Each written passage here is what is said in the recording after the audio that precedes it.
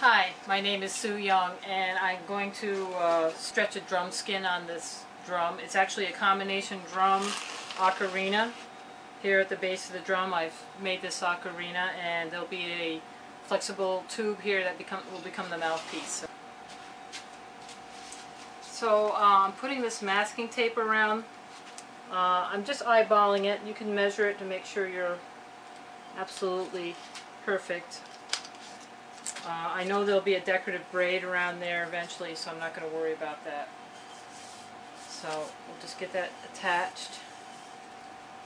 Calf skin, been soaking. That's been soaking almost an hour. This has been soaking actually a lot longer. This is the old drum skin I had. This is a goat skin. It's a pretty heavy one. It's actually a pretty good one. And you can see that rusty ring around it. That's from the old ring from the drum. It was an Ashiko drum, and they did not have the ring wrapped fabric, and that's what happens, which actually creates, after years, that would be the weak spot. Not give that a little dampening off here. Block. And I'm going to go ahead and just glue this up. Just a brush here. I'm going to even that out with.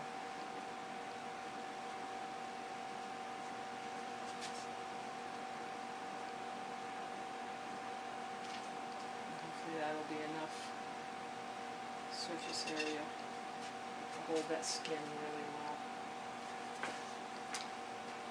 well. Okay.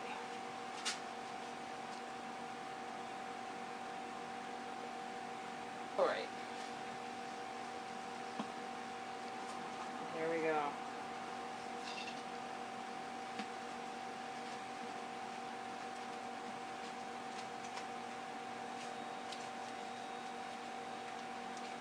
And trying to get down right where the tape is.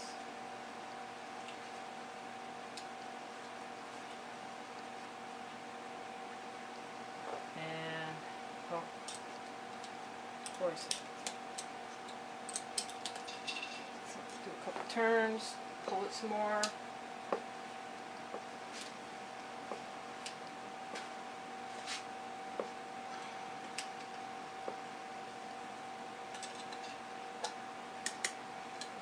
Turns.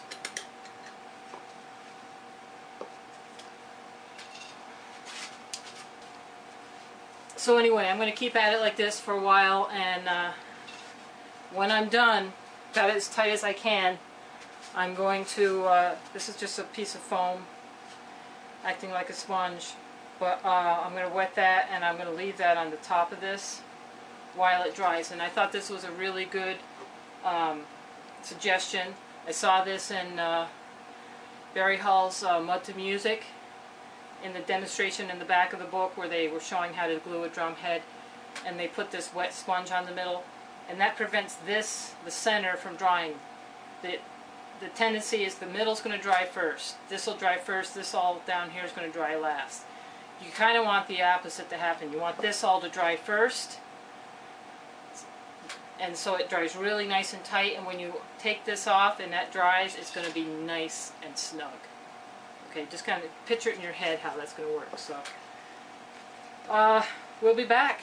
See how successful this is. So what I've found with this pony clamp is that right here, it's not really holding it tight. So I'm employing a technique I saw somebody do where he punched holes in the skin itself and went round and tied it to stretch. So that's what I'm going to do. I'm going to just go around this with these threads, these strings. When you punch holes in that skin, I will say make holes, don't make tears, because if you make a tear, it's going to be a lot more likely to continue tearing as opposed to just holes like this. I made the holes with a hole punch.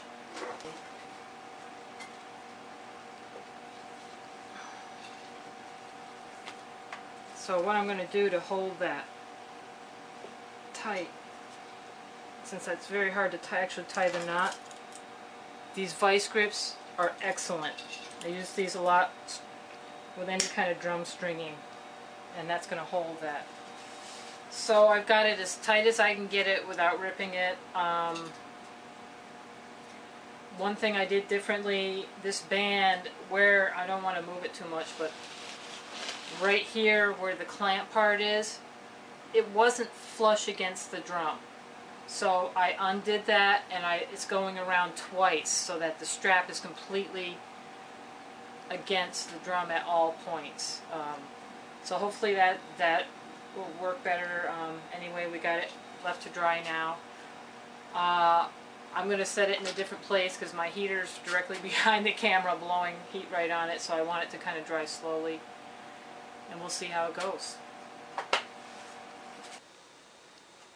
So we're back. Next day. It's been 30 hours since this has been stretched. It's nice and dry, and it sounds great.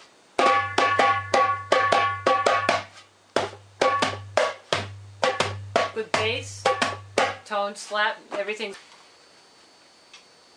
So I'm making about 3 passes with a good sharp blade on a box cutter, and just taking my time, going very carefully, peeling it off here, getting a good edge.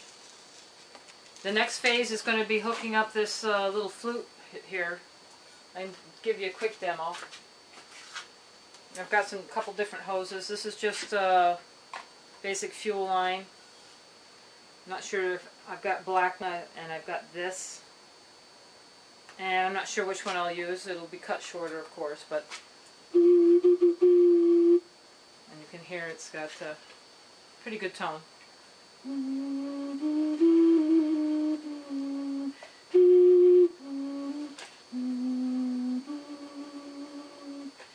So what I'd like to do is, cut it to a decent length, and then probably cover this with some kind of braid that'll pick up these greens and natural tones, and get that glued in there, and that'll be a complete thing.